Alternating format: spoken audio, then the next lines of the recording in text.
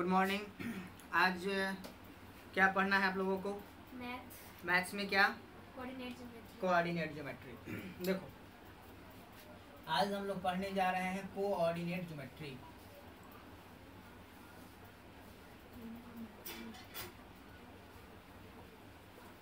देखो बाबू, कोऑर्डिनेट में जनरली हम लोग 2 एक्सेस के बारे में पढ़ते हैं, जिन एक्सेस के बारे में आप लोग बचपन से पढ़ते हैं, वी एक्स एक्सिस और वाई एक्सिस। देखो बाबू, एक्स एक्सिस हॉरिजॉन्टल लाइन को हम एक्स एक्सिस कहते हैं और वर्टिकल लाइन को हम क्या कहते हैं बुआ? वाई एक्सिस कहते हैं। हॉरिजॉन्टल का मतलब होता है a line, a imaginary line which is parallel to the surface of earth. ठीक है, अर्थ के सरफेस के पैरेलल जो लाइन होगा उसको हम हॉरिजॉन्टल लाइन कहेंगे। समझे ना? तो हमने क्या देखा, और वर्टिकल लाइन वो होता है जो अर्थ के सरफेस पर 90 डिग्री का एंगल बनाता है, उसको वर्टिकल लाइन कहते हैं। ठीक है ना? और इन दोनों लाइंस को, यानी कि इन दोनों लाइंस को हम एक्सिस का नाम देते हैं। ठीक है, जो हॉरिजॉन्टल लाइन होता है उसको हम लोग एक्स एक्सिस कहते हैं और जो वर्टिकल होता है उसको हम क्या कहते हैं बाबू? वाई एक्सिस कहते हैं। ठीक है ना? और देखो, ये दोनों लाइन जहां पर इंटरसेक्ट होती है ना, उसको हम ओरिजिन कहते हैं और इसको ओ से डिनोट करते हैं। इसको क्या कहेंगे बाबू? ओरिजिन कहेंगे। और देखो, इस एक्स एक्सिस को हम एब्सिसा कहते हैं।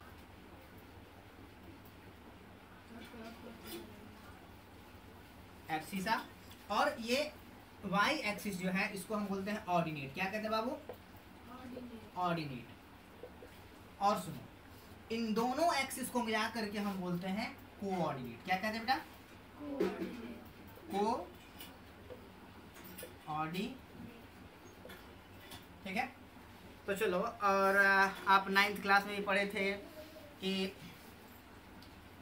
ये जो हमारा एक्स एक्सिस है, राइट वर्ड पॉजिटिव होता है और लेफ्ट वर्ड नेगेटिव होता है। वाई एक्सिस जो होता है अपवर्ड पॉजिटिव होता है और डाउनवर्ड नेगेटिव होता है। ये पढ़े थे ना?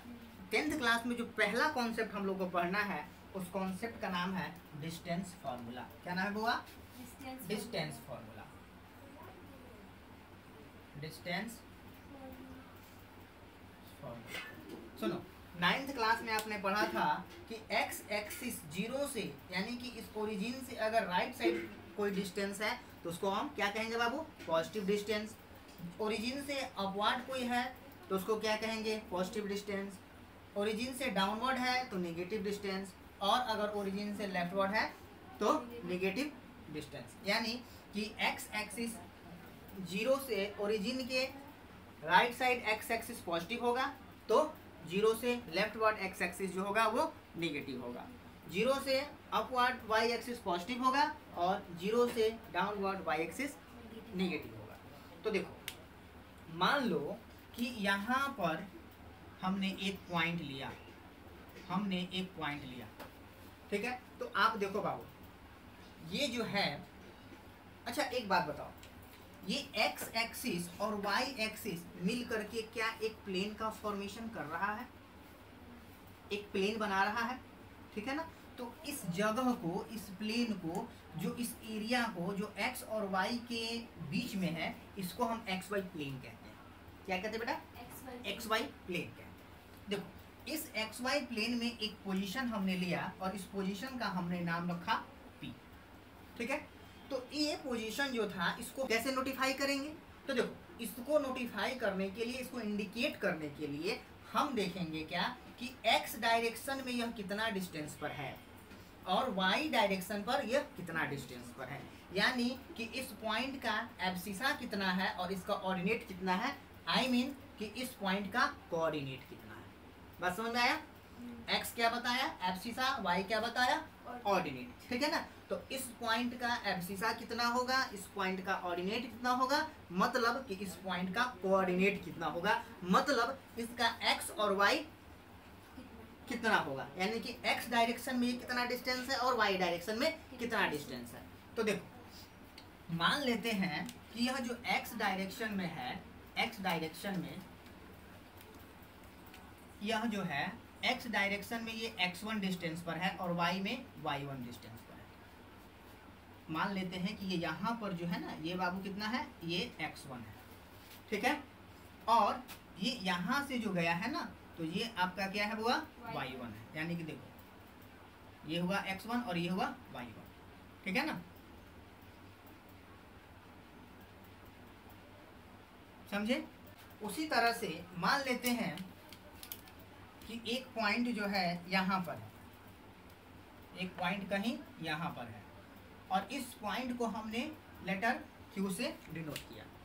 उसी तरह से इसका भी x डायरेक्शन में कुछ डिस्टेंस होगा, तो कुछ y डायरेक्शन में होगा, मतलब कि कुछ डिस्टेंस इसका हॉरिजेंटल डायरेक्शन में और कुछ वर्टिकल डायरेक्शन में होगा ना। तो चलो मान लेते हैं कि x डायरेक्शन में इसका ये जो पोजीशन है वो कितना है बाबू, x2 है, और y डायरेक्शन में इसका जो डिस्टेंस है वो क्या है बुआ, y2 है, यानी कि इसका कोऑर्डिनेट क्या हो जाएगा बुआ, x2 और y2 होगा ना।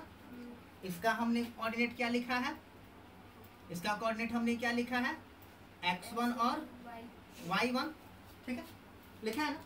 तो सुनो, तो अगर आपसे पूछा जाए कि इन P और Q के बीच का डिस्टेंस क्या है तो कैसे निकालेंगे, ठीक है, कैसे निकालेंगे। तो देखो, तो सबसे पहले तो हम क्या करेंगे, इस दोनों पॉइंट के बीच के x डिस्टेंस को मेजर करेंगे पहले, कि इन दोनों के बीच में x डिस्टेंस कितना है, और फिर हम मेजर करेंगे y डिस्टेंस कितना है, ठीक है ना, यानी कि x इसका x कंपोनेंट कितना है और y कंपोनेंट कितना है, ठीक है ना।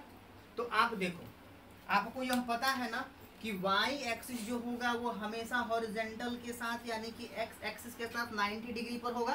तो ऑब्वियस सी बात है कि ये जो एंगल होगा यहाँ पर 90 डिग्री का एंगल होगा ना। और यहाँ तो अगर हमको P से Q जाना है तो हम कौन सा डायरेक्शन पकड़ेंगे, P से Q। आपने पढ़ा था ना 9th क्लास में डिस्टेंस और डिस्प्लेसमेंट पढ़ा था ना। तो यहाँ पर हमको P से Q का डिस्टेंस पता करना है ना बाबू। तो हम क्या करेंगे, यहाँ से एक लाइन ऐसे ड्रॉ करते हैं, ठीक है, यहाँ से एक लाइन हम ऐसे ड्रॉ करते हैं। और देखो, तो आपको कुछ याद होगा कि अगर हमको यह डिस्टेंस निकालना है और यह एंगल 90 डिग्री है तो हमको क्या करना होगा, और PQ का डिस्टेंस कैलकुलेट करने के लिए हमको क्या करना होता है। तो PQ का डिस्टेंस कैलकुलेट करने के लिए मान लो कि यह पॉइंट जो है यह पॉइंट O है, नहीं इसको मान लेते हैं ये पॉइंट R है, ठीक है। तो हमको क्या करना होगा, PQ का वैल्यू पता करने के लिए हमको PR और प्लस QR करना होगा, दोनों का स्क्वायर करके ऐड करना होगा, पाइथागोरस फार्मूला का इस्तेमाल करना होगा यहाँ पर। तो देखो, अच्छा आपके मन में आ रहा है ना कि ये हम कैसे ले लिए हैं। तो देखो ना, इस पॉइंट का x यहाँ है और इस पॉइंट का x यहाँ है, यानी कि इस पॉइंट का x हॉरिजॉन्टल डायरेक्शन में यहाँ कहीं है इस पॉइंट का, और इस पॉइंट का यहाँ कहीं है ना बाबू।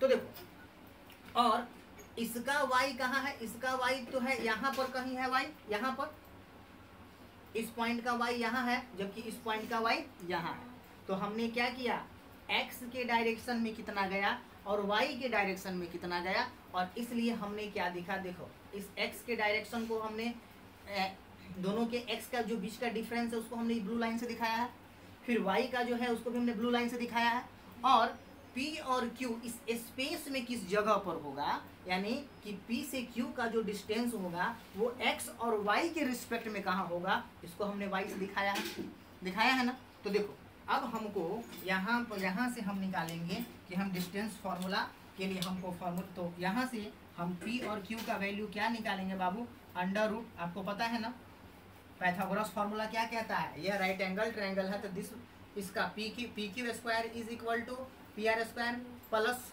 QR स्क्वायर होगा। यानी कि हम लिख सकते हैं PQ का जो डिस्टेंस होगा वो हम निकालने के लिए क्या लिखेंगे बाबू, अंडर रूट PR स्क्वायर और प्लस QR स्क्वायर, ठीक है। ये तो हम लोग बाई पाइथागोरस फार्मूला से जानते हैं, यानी कि ये जो हमने ज्योमेट्री बना रखा है इसका ज्योमेट्रिकल मीनिंग है डिस्टेंस फार्मूला का, यानी कि P से Q जानने का एक ज्योमेट्रिकल मीनिंग है, ठीक है। तो एक्चुअली हम कैसे, यानी कि हम तो ये तो जानते हैं ना कि अगर हम पी आर के स्क्वायर को, अगर हम क्यू आर पी आर का स्क्वायर में क्यू आर के स्क्वायर करके अगर हम ऐड कर देते हैं तो हमको क्या, और उसका उसका हम क्या करते हैं, स्क्वायर रूट निकाल देते हैं, तो हमको पी क्यू का वैल्यू निकल जाएगा।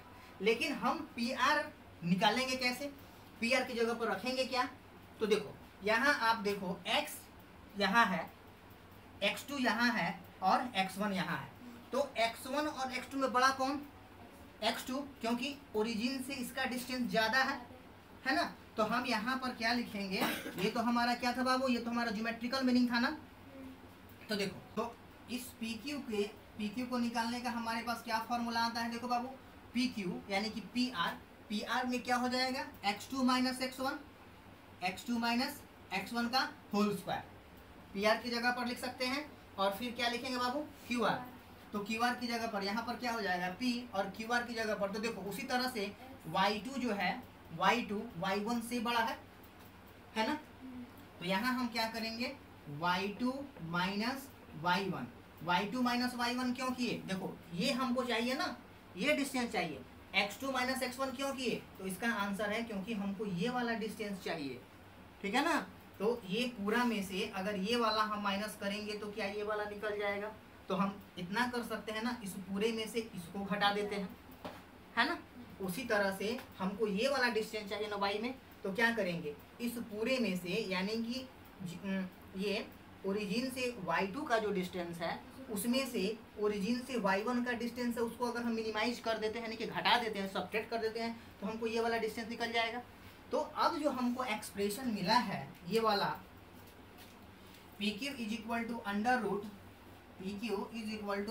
Root x2 minus x1 whole square plus y2 minus y1 whole square, यहाँ पर स्क्वायर छूटा हुआ है, होल स्क्वायर, ये जो होगा क्या कहलाएगा बेटा, ये हमारा डिस्टेंस फॉर्मूला क्या कहलाएगा, क्या कहलाएगा, डिस्टेंस फॉर्मूला।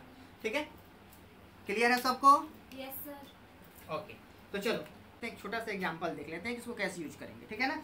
और फिर आप लोग अपना जो भी आप बुक बनाते हो उसको बनाना, जो दिक्कत होगा सॉल्व किया जाएगा। मान लो तुमको हमने एक पॉइंट दिया 5, 7 और दूसरा पॉइंट हमने दिया 9 और 2, ठीक है।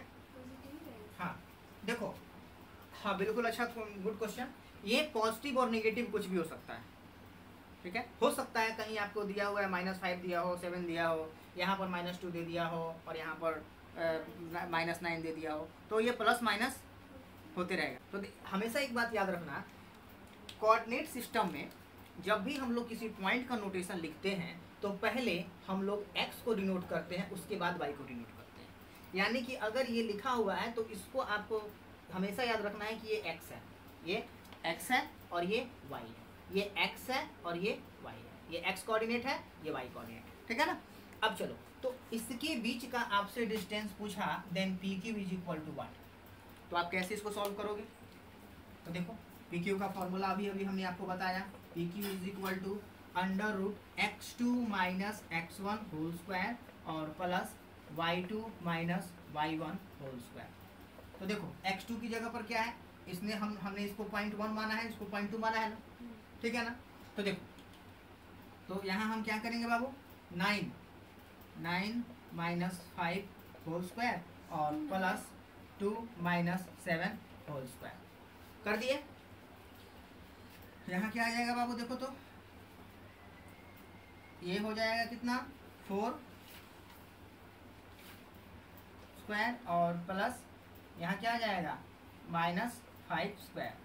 और देखो यहाँ पर क्या हम यूनिट लिख देंगे, यूनिट हम कुछ भी ले सकते हैं, मीटर भी हो सकता है, ये किलोमीटर भी हो सकता है, सेंटीमीटर, डेसीमीटर, डेकामीटर, कुछ भी हो सकता है, ठीक है ना। लेकिन जो भी होगा लेंथ का ही होगा, लेंथ का ही मेजरमेंट होगा, क्योंकि x और y क्या बताता है, distance from origin, one upward और second in the horizontal direction, ठीक है।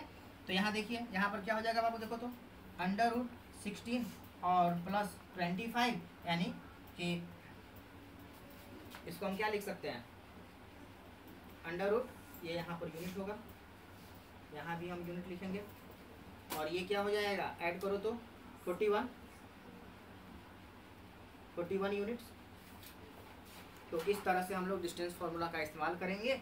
ये एक छोटा सा बहुत ही साधारण सा एग्जांपल था। इस तरह से आप लोग क्या करेंगे, इस फार्मूले का को अप्लाई करेंगे और क्वेश्चन सॉल्व करेंगे, ठीक है। तो आप लोग का होमवर्क है कि आप लोग इस चैप्टर से, चाहे जो भी बुक आप फॉलो करते हैं, एनसीईआरटी या आर एस अग्रवाल या आर.डी. शर्मा या के.सी. सिन्हा, जो भी आप लोग फॉलो करते हैं उससे आप लोग क्वेश्चन को सॉल्व करेंगे और जो भी डाउट होगा आकर के यहाँ पूछेंगे। ओके, तो आज के क्लास में बस इतना ही।